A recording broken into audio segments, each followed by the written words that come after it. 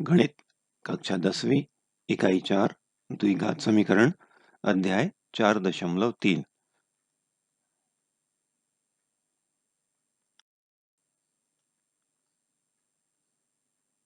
नमस्कार बच्चों, इस अध्याय में हम पढ़ेंगे पिछले अध्याय में दिए गए गृह कार्यों का प्रश्नों का हल और द्विघात समीकरण को पूर्ण वर्ग बनाकर हल करना।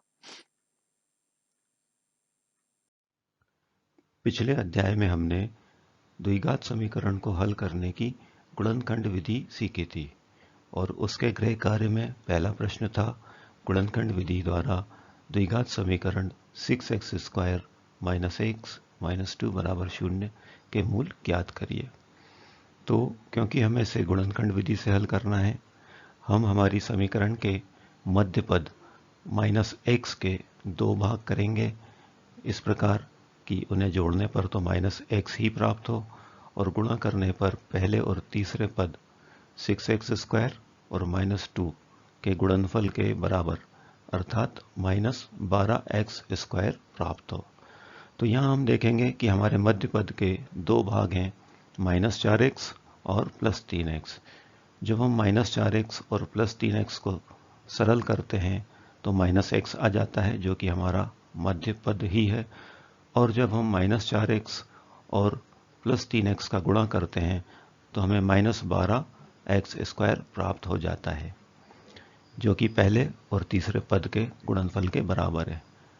अब हम प्रथम दो पदों में से अधिक उभयनिष्ठ निकालेंगे और वह है 2x। 2x उभयनिष्ठ लेने के बाद शेष बचेगा कोष्ठक में 3x - 2।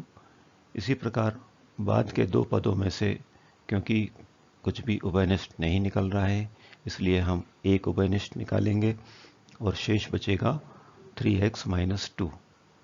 अब आप देखें कि उभयनिष्ठ लेने के बाद हमारे जो दोनों कोष्ठक आए हैं वह दोनों एक समान आ गए हैं, इसलिए अब हम इसे उभयनिष्ठ ले लेंगे। 3x - 2 उभयनिष्ठ हो जाएगा तो ब्रैकेट में शेष बचेगा 2x + 1 = 0। अब यहाँ दो बहुपदों का गुणनफल 0 आ रहा है। ये तभी संभव है जब इनमें से कम एक 0 हो, अर्थात या तो 3x - 2 = 0 हो या 2x + 1 = 0 हो। अब इन्हें हल करने पर हमें x के दो मान प्राप्त होंगे, x = 2/3 या x = -1/2, जो कि हमारी दी हुई द्विघात समीकरण के हल है। या हम कह सकते हैं कि हमारी द्विघात समीकरण के मूल 2/3 और -1/2 हैं। हमारा अगला प्रश्न था द्विघात समीकरण वर्गमूल 2x² + 7x + 5 वर्गमूल 2 = 0 के मूल ज्ञात कीजिए। इसे भी हमें गुणनखंड विधि के द्वारा ही हल करना है। तो पूर्व के प्रश्न की भांति ही हम मध्य पद के दो भाग करेंगे और हमें प्राप्त हो जाएगा वर्गमूल 2x² + 5x + 2x + 5 वर्गमूल 2 = 0। यहाँ हम 5x और 2x को जोड़ेंगे तो 7x आ जाता है, जो कि मध्य पद है। और जब हम 5x और 2x का गुणा करेंगे तो हमें 10x² प्राप्त होता है, जो कि पहले और तीसरे पद के गुणनफल के बराबर है। अब हम उभयनिष्ठ लेंगे, पहले दो पदों में से x उभयनिष्ठ हो जाएगा, शेष बचेगा वर्गमूल 2x + 5।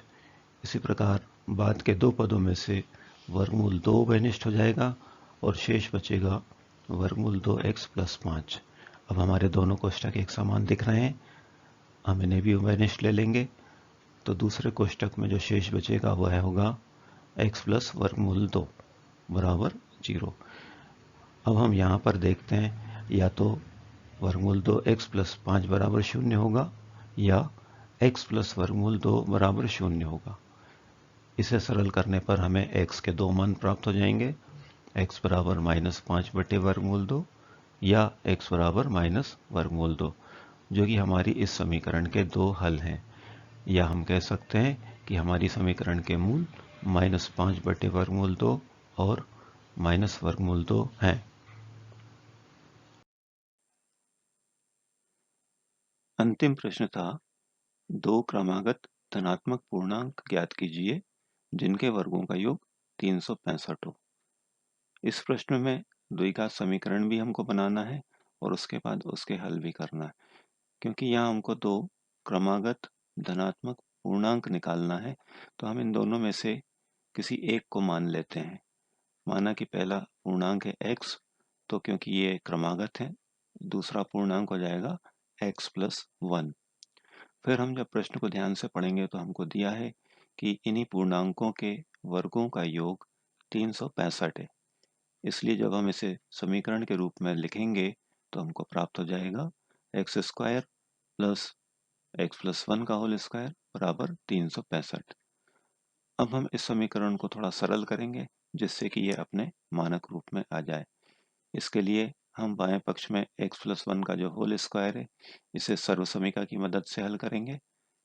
कुछ इस प्रकार प्राप्त होगा, x² प्लस 2x+1 बराबर 365। 365 का पक्षांतरण करके बाएं पक्ष में ले आएंगे और सरल कर लेंगे, तब हमको प्राप्त हो जाएगा 2x² प्लस 2x माइनस 364 बराबर 0। अब हम इस पूरी समीकरण को 2 से भाग दे सकते हैं, तो 2 से भाग दे देंगे जिससे हमें प्राप्त हो जाएगा x² प्लस x माइनस 182 बराबर 0। अब ये द्विघात समीकरण अपने मानक रूप में आ गई है। हम इसको सरल करेंगे और इसको सरल करने के लिए हम गुणनखंड विधि का प्रयोग करेंगे। हम मध्य पद के दो भाग करेंगे।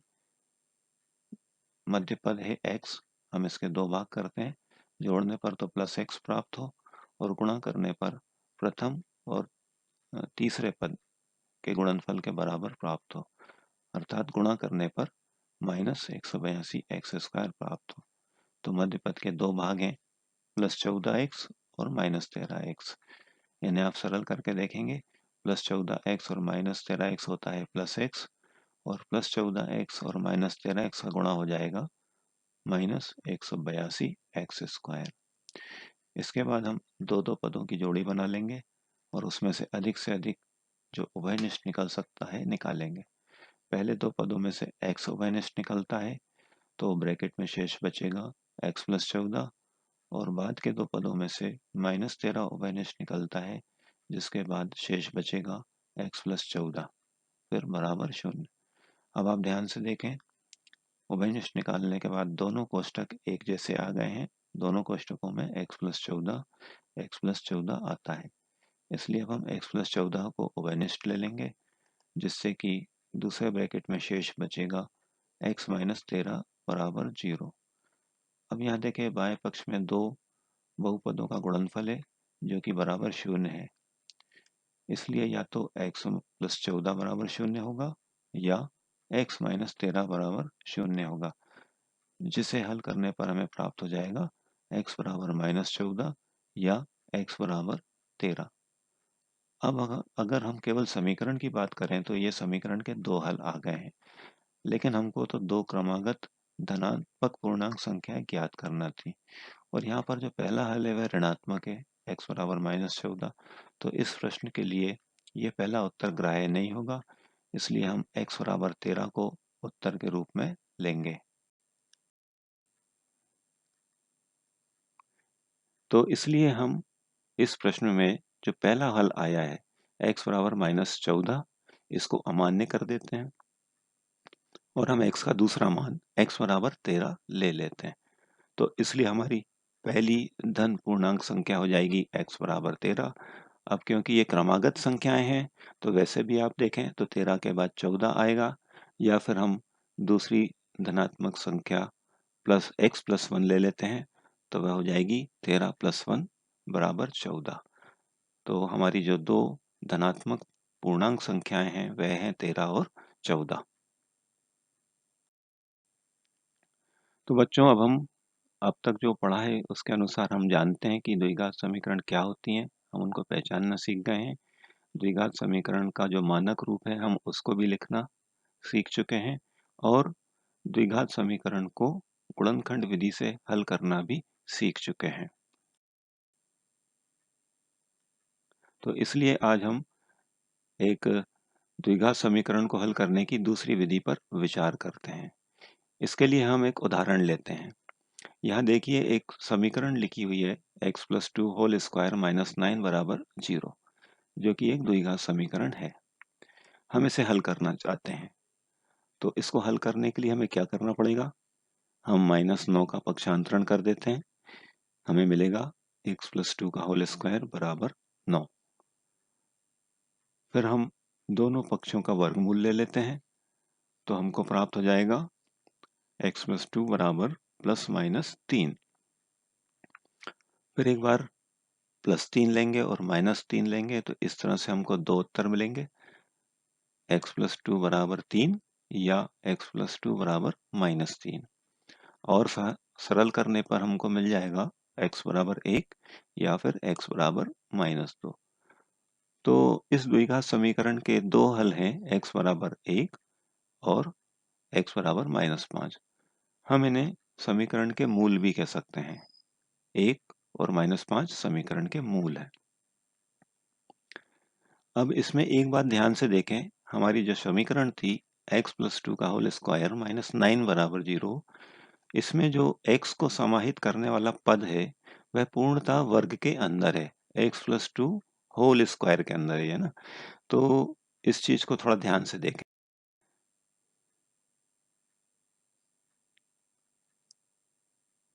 अब परंतु यदि हमसे कहा जाता कि समीकरण x square plus 4x minus 5 बराबर 0 को सरल करिए, तो क्या किया जाता? आप क्या करते? तो सबसे पहले इसको देखते ही हमको दिमाग में आता कि इसको जो मध्य पद है इसके दो भाग कर दो और गुणनखंड विधि से सरल कर लो और इसके दो हल हमको प्राप्त हो जाएंगे। तो एक तरीका तो ये बिल्कुल सही है, हम इसे गुणनखंड विधि से हल कर सकते हैं। लेकिन हम इसको एक दूसरे तरीके से भी हल कर सकते हैं, लेकिन हम ये तब तक नहीं कर पाएंगे जब तक हम यह ना समझ लें कि हम x square plus 4x minus 5 को x प्लस टू का होल स्क्वायर -9 के रूप में लिख सकते हैं। तो यहाँ जो द्विघात समीकरण का मानक रूप है x square plus 4x minus 5, हमने इसको थोड़ा सा बदल कर x plus two whole square -9 के रूप में लिख दिया है, जो कि पूर्ण वर्ग रूप है।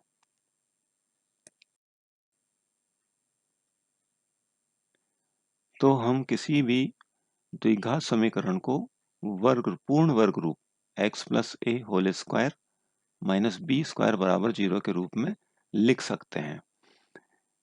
और फिर हम जब समीकरण को उसके पूर्ण वर्ग रूप में लिख लेंगे, तो फिर हम उसका आसानी से हल प्राप्त कर सकते हैं। अब हम इस काम को करने के लिए फिर से इसी उदाहरण को लेते हैं, x square plus 4x minus 5 बराबर 0, और देखते हैं कि ये जो द्विघात समीकरण है हम इसको इसके पूर्ण वर्ग रूप में किस प्रकार लिख सकते हैं। हम ये देखना चाहेंगे कि समीकरण के जो दो पद हैं एक्स स्क्वायर प्लस 4x, वो किस प्रकार से x प्लस टू का होल स्क्वायर -4 के रूप में लिख सकते हैं। तो अभी हम पूरा ध्यान इस पे देते हैं कि कैसे हम शुरू के दो पद एक्स स्क्वायर प्लस 4x को बदलकर x प्लस टू का होल स्क्वायर -4 के रूप में लिख सकते हैं, जो कि पूर्ण वर्ग रूप है। तो हम देखते हैं कि कैसे एक्स स्क्वायर प्लस 4x को बदलकर हम x प्लस टू का होल स्क्वायर -4 लिख सकते हैं। इसके लिए हम एक वर्ग ले लेते हैं जिसकी प्रत्येक भुजा x है, तो इसका क्षेत्रफल हो जाएगा एक्स स्क्वायर। फिर हम इसमें एक आयत जोड़ देते हैं जिसकी लंबाई x रहेगी और चौड़ाई रहेगी 4, तो इसका क्षेत्रफल हो जाएगा 4x। अब हम इन दोनों को आपस में मिला देते हैं, तो मिला देने से कुछ इस प्रकार का चित्र मिलेगा, और इस चित्र का पूर्ण रूप से जब क्षेत्रफल लिखेंगे तो वह हो जाएगा एक्स स्क्वायर प्लस 4x। तो ये हमारा पहला भाग हो गया एक्स स्क्वायर प्लस 4x। अब हम इन्हीं चित्रों के माध्यम से देखेंगे कि कैसे हम एक्स स्क्वायर प्लस 4x को बदलकर एक्स प्लस टू का होल स्क्वायर -4 लिख सकते हैं। अब यहाँ जो हमारा आयताकार भाग दिख रहा है जो लाल रंग से दिख रहा है, हम इसके दो बराबर भाग कर देते हैं। तो ऐसा करने से हमको दो आयत मिल जाएंगे। प्रत्येक की लंबाई तो x ही रहेगी, लेकिन फिर प्रत्येक की चौड़ाई हो जाएगी 2 और 2। तो अब इस नए चित्र के क्षेत्रफल को यदि हम लिखना चाहें तो वो हो जाएगा वर्ग का क्षेत्रफल एक्स स्क्वायर, छोटे वाले पहले आयत का क्षेत्रफल 2x और दूसरे आयत का क्षेत्रफल 2x। तो पूरा क्षेत्रफल हो जाएगा x square plus 2x plus 2x। अब हम क्या करते हैं कि ये जो दो छोटे आयत हैं, जो बड़े आयत के दो बराबर भाग करने से हमें मिले हैं, उनमें से एक भाग को निकालकर कुछ इस तरह नीचे की तरफ वर्ग से बिल्कुल चिपके हुए नीचे की तरफ लगा देते हैं। तो ऐसा करने से इस पूरे चित्र या पूरी आकृति का क्षेत्रफल तो नहीं बदलेगा, लेकिन इसको अब लिखने का तरीका बदल जाएगा। अब आप वर्ग को देखें और वर्ग के नीचे वाले आयत को देखें। इन दोनों को मिलाकर जो बड़ा आयत बन रहा है, यदि हम ध्यान से देखें तो उसकी लंबाई हो जाएगी x प्लस 2 और चौड़ाई तो रहेगी x। इसलिए इसका क्षेत्रफल हो जाएगा x प्लस 2 गुणित x, और फिर जो बचा हुआ एक छोटा आयत है उसका तो क्षेत्रफल 2x ही रहेगा।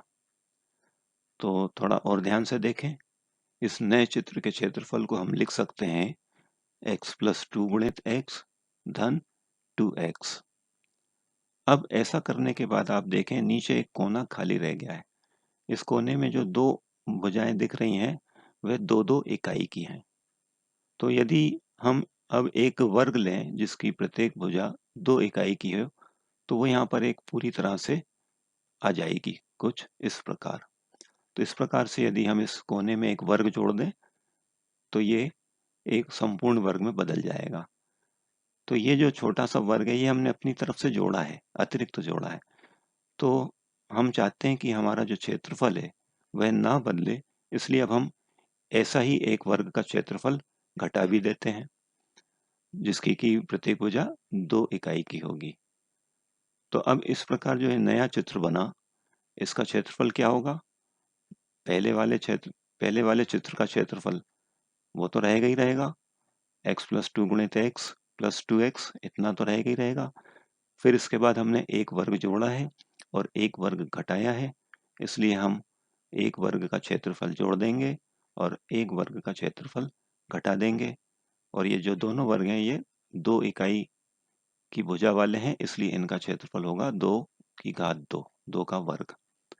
तो कुछ इस प्रकार से हमारे इस नए आकृति का क्षेत्रफल आएगा।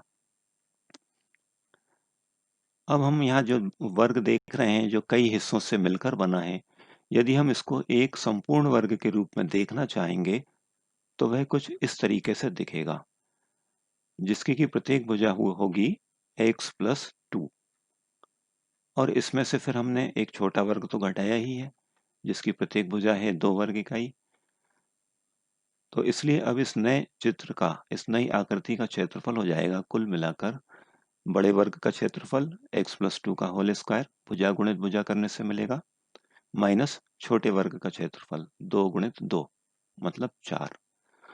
तो अब आप यहाँ देखें थोड़ा ध्यान से, शुरू में हमारे पास एक्स स्क्वायर प्लस 4 था, फिर इन्हीं आकृतियों को हमने थोड़ा सा व्यवस्थित करते हुए जब देखा तो हम एक्स स्क्वायर प्लस 4 को एक्स प्लस 2 का होल स्क्वायर माइनस 4 के रूप में लिख पा रहे हैं। तो यहाँ हम अब समीकरण की तरफ देखें। हमारी समीकरण थी x square plus 4x minus 5 बराबर 0। इसके प्रथम दो पद एक्स स्क्वायर प्लस 4x को अब हम हटाकर उसके स्थान पर एक्स प्लस 2 का होल स्क्वायर प्लस 4 लिख देंगे, और जब सरल करेंगे तो हमको समीकरण प्राप्त हो जाएगी एक्स प्लस 2 का होल स्क्वायर माइनस 9 बराबर 0, जो कि दी हुई समीकरण का पूर्ण वर्ग रूप है। और इसी समीकरण को हमने थोड़ी देर पहले हल करके भी देख लिया था, जो कि आसानी के साथ हल हो जाती है।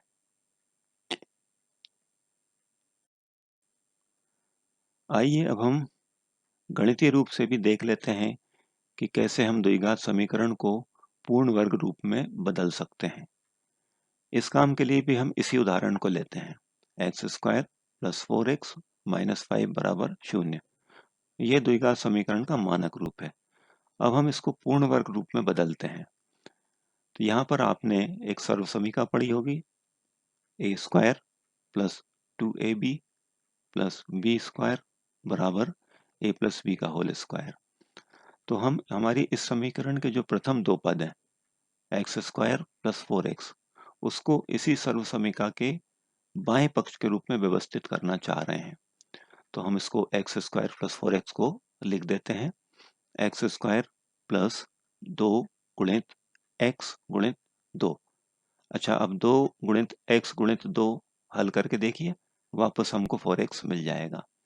पर हमने ऐसा क्यों लिखा है? ऐसा इसलिए लिखा है कि ये सर्वसमीका के रूप में दिखना चाहिए। अब सर्वसमीका से तुलना करिए तो a के स्थान पर x आ रहा है, 2 के स्थान पर तो 2 ही आ रहा है, फिर से a के स्थान पर x आ रहा है और b के स्थान पर 2 आ रहा है। तो अब हम यहाँ देखें ध्यान से, तो b का काम कौन कर रहा है? b का कार्य कर रहा है 2। अब सर्वसमीका में आगे दिया हुआ है प्लस बी स्क्वायर और हमारे इस प्रश्न में 2 का काम कर रहा है 2। सॉरी, इस हमारे प्रश्न में b का कार्य कर रहा है 2। तो इसलिए अब हम, क्योंकि सर्वसमीका में प्लस बी स्क्वायर है, तो हमारे प्रश्न में क्या हो जाएगा? इस सर्वसमीका का रूप लाने के लिए हमारे प्रश्न में हो जाएगा प्लस का 2 स्क्वायर। और अब क्योंकि हमने प्लस का 2 स्क्वायर अपनी तरफ से किया है, हमारा प्रश्न ना बदले, इसलिए अब हम एक बार 2 के स्क्वायर को घटाएंगे भी, तो माइनस 2 स्क्वायर भी करेंगे और आगे का पद -5 वैसे ही रहेगा बराबर 0। अब यहाँ पर ब्रैकेट में आने वाले पदों को ध्यान से देखें, x square plus 2 into x into 2 plus 2 square, ये पूर्णतः सर्वसमीका a square plus 2ab plus b square के रूप में आ गया है। तो सर्वसमीका की मदद से, क्योंकि यहाँ पर a का कार्य x कर रहा है और b का कार्य 2 कर रहा है, तो हम इसे लिख पाएंगे x प्लस 2 का होल स्क्वायर। आगे -2 का स्क्वायर 4 हो जाएगा, -5 रहेगा बराबर 0। थोड़ा और सरल करने पर हमें मिलेगा x प्लस 2 का होल स्क्वायर -9 बराबर 0। तो यहाँ पर भी आपने देखा कैसे हमने x square plus 4x minus 5 बराबर 0 को बदल कर पूर्ण वर्ग रूप में लिख दिया, जो कि है x प्लस 2 का होल स्क्वायर -9 बराबर 0। और अब हम इस पूर्ण वर्ग रूप से समीकरण को आसानी के साथ हल करके समीकरण के दो मूल प्राप्त कर सकते हैं। अब क्योंकि हम द्विघात समीकरण को हल करने का पूर्ण रूप में बदलकर हल करना सीख चुके हैं, इसलिए अब हम एक प्रश्न को हल करके देखते हैं। 3x square minus 5x plus 2 बराबर 0। इस समीकरण के पहले पद को देखिए, 3x स्क्वायर, यह पूर्ण वर्ग रूप नहीं है, तो हम हमारी इस समीकरण के पहले पद को पूर्ण वर्ग में बदलने के लिए 3 से गुणा कर देते हैं। तो हमको समीकरण प्राप्त हो जाएगी 9x square minus 15x plus 6 बराबर 0। अब हम इस समीकरण को, क्योंकि पूर्ण वर्ग विधि से हल करना चाह रहे हैं, हम इस समीकरण के प्रथम दो पदों को पूर्ण वर्ग रूप में बदलने का प्रयास करते हैं। यहाँ पर भी हम सर्वसमीका a square minus 2ab plus b square बराबर a minus b whole square के रूप में व्यवस्थित करने का प्रयास करते हैं। तो हम 9x square minus 15x plus 6 को लिख देते हैं 3x का होल स्क्वायर माइनस, अब हमने 15x को तोड़ा और उसके स्थान पर लिखा 2 गुणित 3x गुणित 5/2। अब 2 गुणित 3x गुणित 5/2 को सरल करके देखिए, हमको वापस 15x प्राप्त हो जाता है, जो कि मध्य पद है। आगे प्लस 6 तो रहेगा ही रहेगा। अब हम सर्वसमीका से तुलना करते हैं, तो देखें a के स्थान पर 3x आता है, 2 के स्थान पर तो 2 ही है, a के स्थान पर फिर से 3x लिखा हुआ है, b के स्थान पर आया है 5/2। तो सर्वसमीका का रूप लाने के लिए हम एक बार 5/2 का वर्ग जोड़ेंगे और एक बार 5/2 का वर्ग घटाएंगे। ऐसा करने से हमको यह समीकरण प्राप्त हो जाएगी। अब इस समीकरण के जो तीन पद हैं, वे हमारी ऊपर दी हुई सर्वसमीका के रूप में आ गए हैं और सर्वसमीका से तुलना करने पर हमारी समीकरण में ए के स्थान पर है 3x और बी के स्थान पर है 5/2। तो हमको इसका हल प्राप्त हो जाएगा 3x माइनस 5/2 का होल स्क्वायर माइनस आगे की संख्याओं को थोड़ा सरल करते हुए लिखेंगे 25/4 प्लस 6। थोड़ा और सरल कर लेंगे तो हमको मिलेगा 3x माइनस 5/2 का होल स्क्वायर माइनस 1/4। तो ये हमारी जो ऊपर समीकरण दी हुई थी 3x square minus 5x plus 2 बराबर 0, ये इसी समीकरण का पूर्ण वर्ग रूप है। तो अब हम हमारी समीकरण 9x square minus 15x plus 6 बराबर 0 को पूर्ण वर्ग रूप में लिख लेते हैं, जो कि होगा 3x माइनस 5/2 का होल स्क्वायर माइनस 1/4 बराबर 0। पक्षांतरण करते हैं, इस प्रकार से प्राप्त हो जाएगा 3x माइनस 5/2 का होल स्क्वायर बराबर, ये जो माइनस 1/4 है दाएं पक्ष में आके 1/4 हो जाएगा। दोनों पक्षों का वर्गमूल ले लेते हैं, हमें प्राप्त होगा 3x माइनस 5/2 बराबर प्लस माइनस 1/2। एक बार प्लस लेने पर और एक बार माइनस लेने पर हमें इस प्रकार से प्राप्त हो जाएगा। इन्हें और अधिक हल करने पर मिलेगा 3x बराबर 5/2 प्लस 1/2 या फिर 3x बराबर 5/2 माइनस 1/2। और सरल करेंगे और हमको समीकरण के दो हल प्राप्त हो जाएंगे, x बराबर 1 या फिर x बराबर 4/6। थोड़ा और सरल करने पर x बराबर 2/3। इस प्रकार से हमारी समीकरण के दो हल प्राप्त हुए हैं, x बराबर 1 या x बराबर 2/3। हम इन दो हलों को समीकरण के मूल भी कहते हैं। तो हमारे समीकरण के मूल होंगे 1 और 2/3। तो बच्चों, आज हमने द्विघात समीकरण को पूर्ण वर्ग में बदलकर हल करने की विधि सीखी, जिसे हम द्विघात समीकरण को पूर्ण वर्ग में बदलकर हल करने की विधि कहते हैं।